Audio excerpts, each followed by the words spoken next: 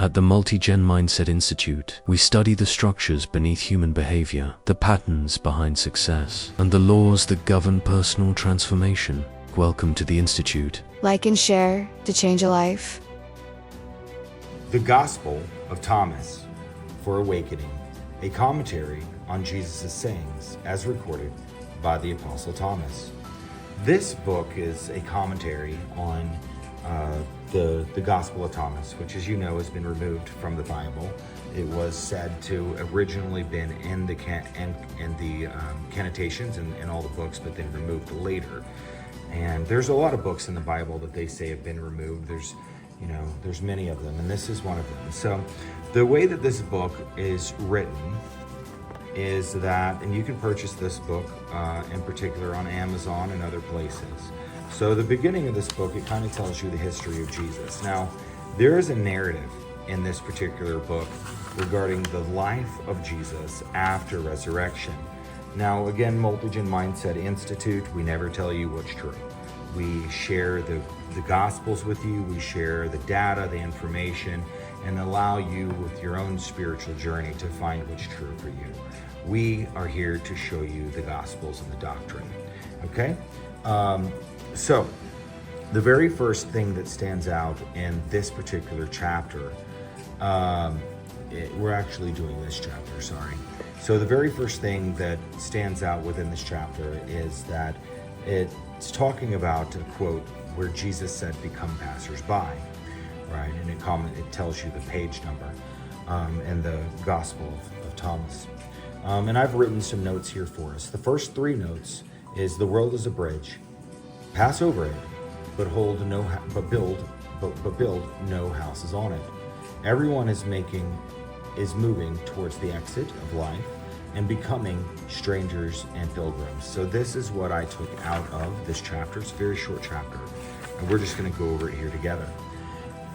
The great Mughal emperor, don't know if I said that right, Akbar, in 1601 AD, built a gate at the Fatehpur Sikir, I don't know if I'm saying that right, on which he had written in Persian. The quote that he wrote was, "Jesus, son of Mary, said," and here's the quote, "The world is a bridge, pass over it, but build no houses upon it."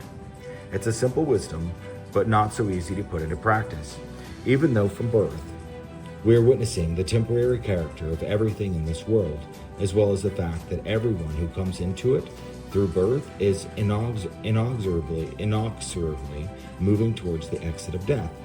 We desperately hold on to things, situations, and people, trying to make the raging stream of change and decay all around stop for us, so we can feel safe and be without worry or fear. What this is saying is that that there is a temporary nature of everything on earth that we know. So our bodies, the earth itself, mountains, everything has a temporary changing nature. And that it's saying that the one thing that we can depend on is the changing nature. And at the same time, we're constantly in the effort to try to build security and to feel safe and not have worry or fear. And it's those attachments to fear and to worry that limit you. So the next paragraph, "The time has come when we heed and accept the assurance of the Bhagavad Gita. Death is certain for the born. Rebirth is certain for the dead. Before birth, beings are not manifest to our human senses. In the interim between birth and death, they are manifest. At death, they return to the unmanifest again." That's from the Bhagavad Gita 2:27-28. This is a Christian teaching too. And so now it's going into three teachings from three different books. You have the Gospel of Thomas, what Jesus said here. You have the Bhagavad Gita, and now you have a Christian teaching out of the Bible. So it says here, this is a Christian teaching too. For St. Paul tells us that the fashion or form of this world passeth away. And that's in 1 Corinthians 7:31. And St. John says the world passeth away. Everything is breaking apart at different rates of speed. Water evaporates quickly and mountains last for millions of years. But everything disappears eventually. So if we lived for thousands or millions of years, we would still be experiencing the perishable nature of all things. For the Gita also speaks of mighty world-destroying time, actually becoming strangers and pilgrims, as St. Paul and St. Peter advised us. Peter advised us, is not noble or wise. It is just plain good sense. For that is all we ever are in this world. We break down, we blow away, just like everything and everyone else. If we try to go against this current of dissolution, we'll be overwhelmed and drowned in the flood and the end of misery.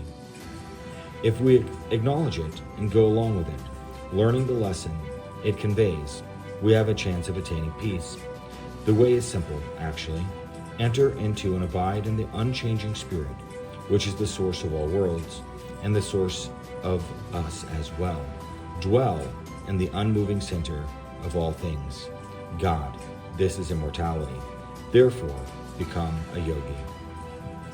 What this is teaching us is that we can find peace and comfort and safety in the ever-changing nature of things, knowing that the universe has a good plan for us, knowing that there's a purpose in all things, knowing and trusting in our journey, and trusting that God will perfect that which was started in us, and that we are on a journey, and there is meaning behind this life, and there is something that everything is going for, and there's nothing permanent. So as whether you're in a bad situation or a great situation, know that those things change.